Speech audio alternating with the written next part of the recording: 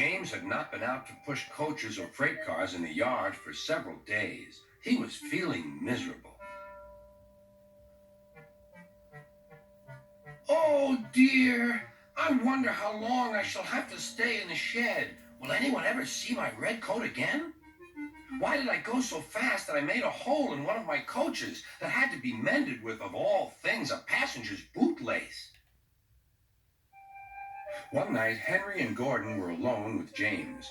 Although Sir Topham Hatt was beginning to think well of him, whenever a chance came, the other engines would talk of nothing but bootlaces. Remember when they had to use a bootlace to get you out of trouble, James? They would tease. James tried to get back by talking about Henry, who got shut up in a tunnel, and Gordon, who got stuck on a hill, but they wouldn't listen. Thomas the Tank Engine is very proud of his branch line. He thinks it is the most important part of the whole railway. His two coaches, Annie and Clarabelle, agree with him. Annie can only take passengers, but Clarabelle can take passengers, baggage, and the conductor.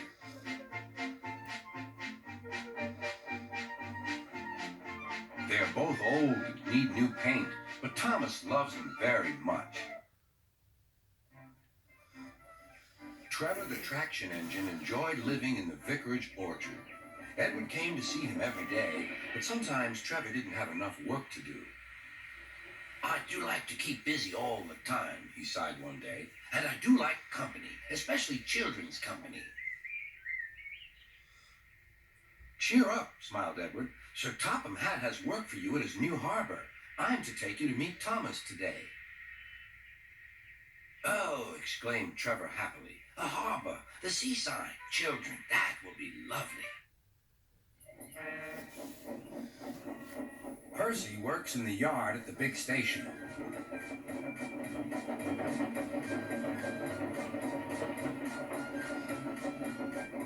He loves playing jokes, but they can get him into trouble. One morning, he was very cheeky indeed.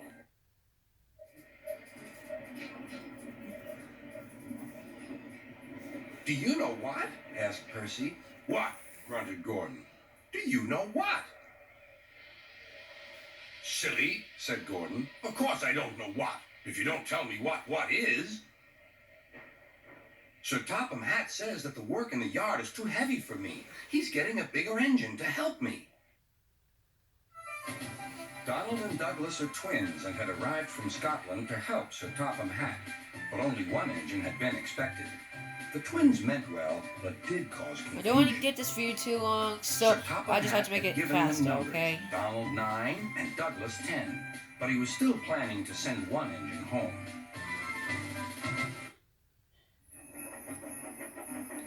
Snow came early to the island of Sodor. It was heavier than usual. Most engines hate snow. Donald and Douglas were used to it. Coupled back to back with a van between their tenders and a snowplow on their fronts, they set to work. Every summer, the island of Sodor is very busy.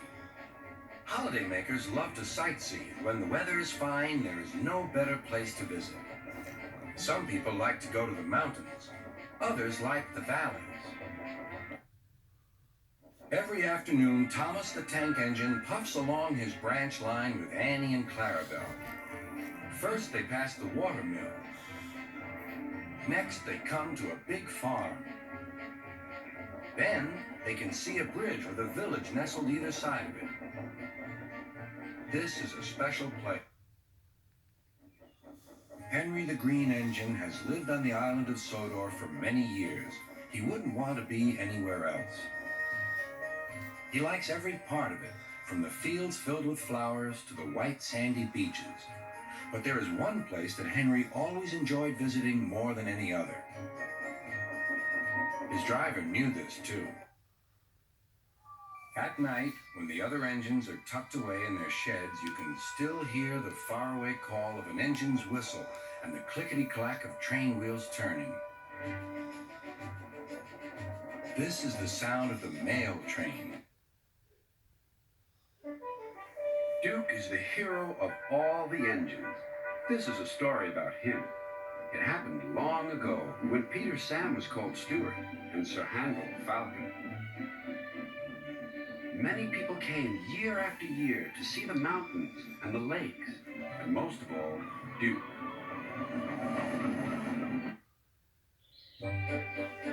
Sir Handel is very proud of his big sturdy wheels.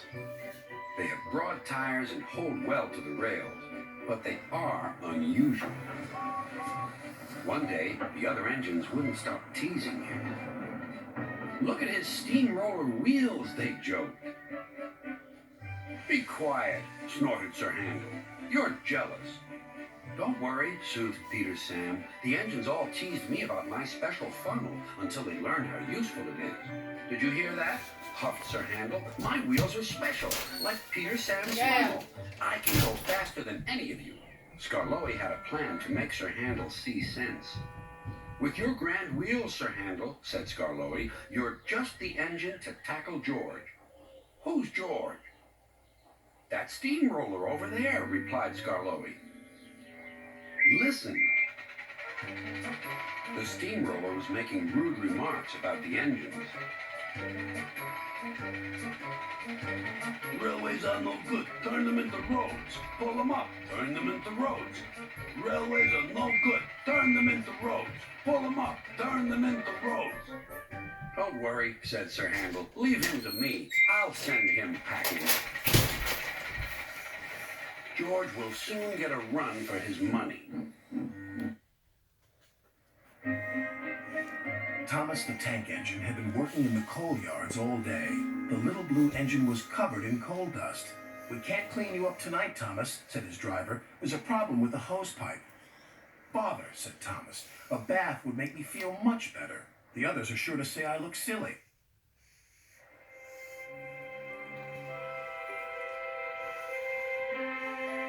It was winter on the island of Sodor. The first fogs had begun to roll in from the sea.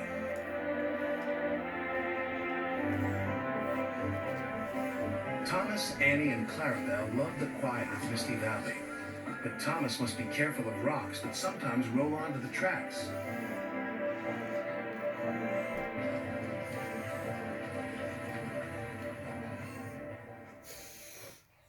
Cyril the fogman has a very important job. He puts detonators on the tracks to warn the engines when there's fog ahead. Hang on. "Ooh," shivered Thomas as he ran over the detonator. "That made my axles tingle." "Cyril's done his job," said his driver. "We better slow down. There's fog ahead." "Thank you, Cyril," said Thomas. That night at the sheds, Sir Topham Hatt had something special to show the engines. It was very large and strange looking. "What is it?" asked Percy. "It's a new invention, a railway foghorn." Summer is a busy time on the island of Sodor. Vacationers have so much to see and do. There are trips to the seaside, balloon rides in the country,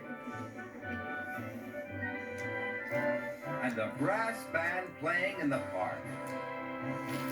One morning, Edward was in a hurry. He didn't even stop to say hello to Stepney. Thomas was pleased to see Edward. "What's up? Your smile's as broad as your smoke box." "I'm on my way to pick up the brass band," replied Edward. "The concert is tomorrow night." "Don't crack your smoke box," teased Thomas.